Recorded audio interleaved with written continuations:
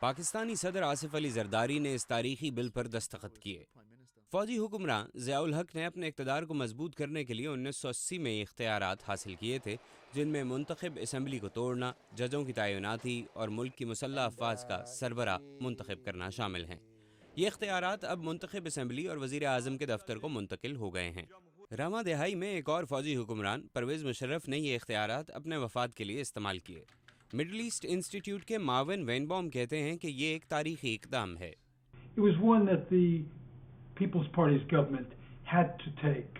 پاکستان پیپلز پارٹی کی حکومت کو یہ کرنا ہی تھا۔ انہوں نے پہلے ہی خود سے یہ وعدہ کر لیا تھا کہ وہ ایسا کریں گے۔ ملک میں اس سوچ پر اتفاق تھا کہ 1973 کے آئین کی طرف واپس آنے کا مطلب جمہوریت کی طرف واپس آنا ہوگا۔ پاکستان پیپلز پارٹی کے دونوں حکمران ذوالفقار علی بھٹو اور بے نظیر بھٹو ملٹری حکومت کے خلاف کھڑے ہوئے۔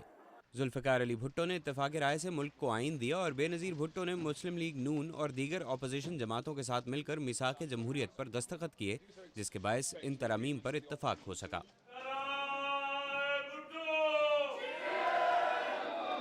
ماہرین کا کہنا ہے کہ یہ ستم ظریفی ہے کہ ان اصلاحات پر دستخط صدر آصف علی زرداری نے کیے، جو اب سے پہلے اپنی مرحوم بیوی بے نظیر بھٹو کے دور حکومت میں کرپشن کرنے کے الزامات کی وجہ سے جانے جاتے ہیں۔ معاون وینبوم کہتے ہیں کہ ترمیم صدر زرداری کو یہ حق دیتی ہے کہ وہ اپنی پارٹی کے چیف رہیں، اور اس وجہ سے پاکستانی سیاست میں صدر زرداری کا اثر قائم رہے گا۔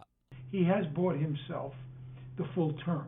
انہوں نے اپنے لیے مکمل مدت صدارت یقینی کر لی ہے، اور اگر وہاں ایک مڈ ٹرم الیکشن ہوتا ہے تو بھی وہ صدر ہوں گے، تو ان کی سیاسی جماعت کا مستقبل جو بھی ہو، صدارت ان کے پاس ہی رہے گی، جسے وہ کسی قسم کے سیاسی لین دین کے لیے استعمال کر سکیں گے۔ ڈاکٹر نثار چودھری واشنگٹن میں مقیم پاکستانی تجزیہ کار ہیں۔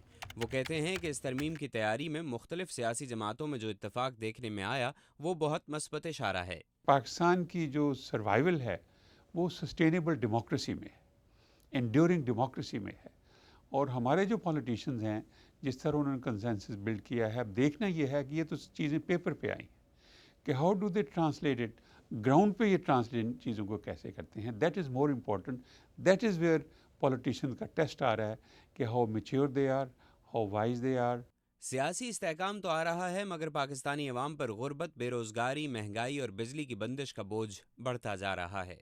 ماہرین کا کہنا ہے کہ آئینی اصلاحات پاکستان کی کمزور جمہوریت کے لیے فائدہ مند ثابت ہوں گی، مگر جمہوریت کا فائدہ عوام تک پہنچانے کے لیے اب سیاستدانوں کو مل کر ان مسائل کے حل کے لیے کام کرنا ہوگا جن کا سامنا پاکستانی عوام کو روزمرہ زندگی میں ہے۔ محمد عاطف، اردو VOA۔